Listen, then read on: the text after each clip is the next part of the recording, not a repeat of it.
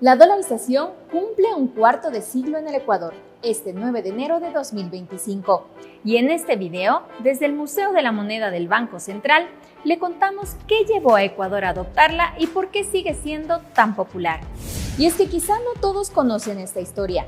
De hecho, 7.3 millones de ecuatorianos, o el 43% de la población, tiene menos de 25 años según el último censo. Es decir, nació y ha convivido solo con el dólar, que es una moneda dura que no se devalúa. Y para el 57% restante de la población que sí conoció el sucre, es un recuerdo de una severa crisis a la que no quiere volver. ¿Por qué?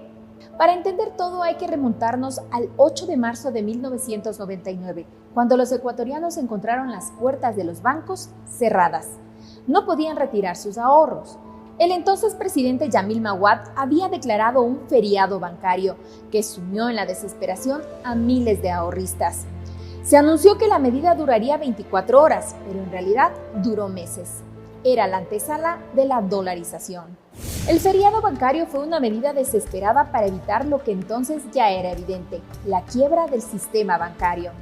El congelamiento de las cuentas bancarias aceleró la desconfianza de los ecuatorianos en su moneda, el sucre.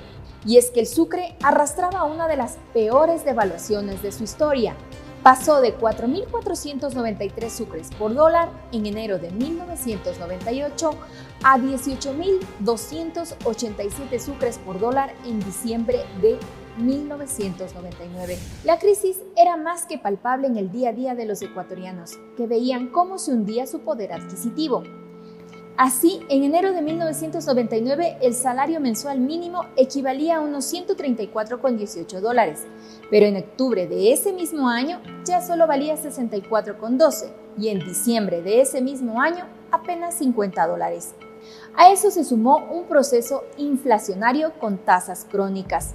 Un pan llegó a costar 5.000 sucres a finales de 1999. La crisis era tal que las fuerzas vivas de la provincia del Oro, es decir, los ciudadanos, los empresarios, llegaron a hablar abiertamente ya de un federalismo para separarse del Ecuador. En medio de ese escenario convulso, el 9 de enero del 2000, el entonces presidente Yamil Maguad tomó la medida monetaria más radical para el país, eliminar el sucre y pasar al dólar. He llegado a la conclusión de que el sistema de dolarización es un sistema conveniente y necesario para el Ecuador. Es la salida que ahora tenemos, es el camino por donde debemos transitar. Economistas coinciden en que el presidente Maguad oficializó una decisión que ya había sido tomada por los propios ciudadanos. Y es que los depósitos en dólares del sistema financiero ya representaban el 60% del total para ese entonces. Y eso sin contar con los dólares guardados en domicilios y cajas fuertes.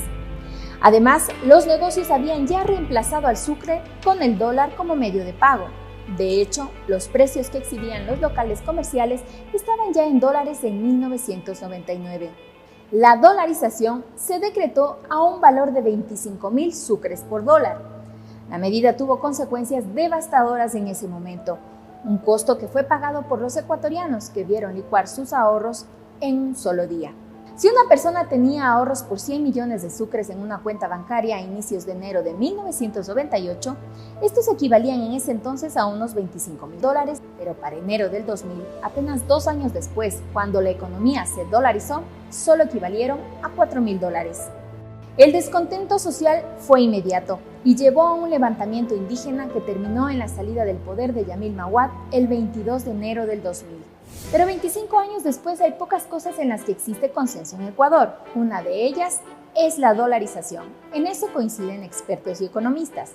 Entre sus mayores beneficios está una inflación de un dígito en los últimos 25 años. En efecto, en noviembre de 2024, la inflación anual de Ecuador fue de 1.51%, la más baja de América Latina. Pero pese a las bondades que trajo el sistema, Ecuador está aún lejos de alcanzar los niveles de crecimiento económico como los que se esperaban.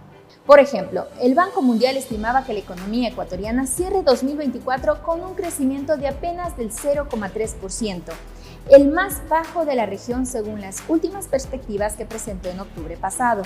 Si bien la gran mayoría de economistas en Ecuador coincide en que la dolarización es la mejor política económica que ha tomado el país, no es una pócima mágica para los países y hay reformas que quedaron pendientes.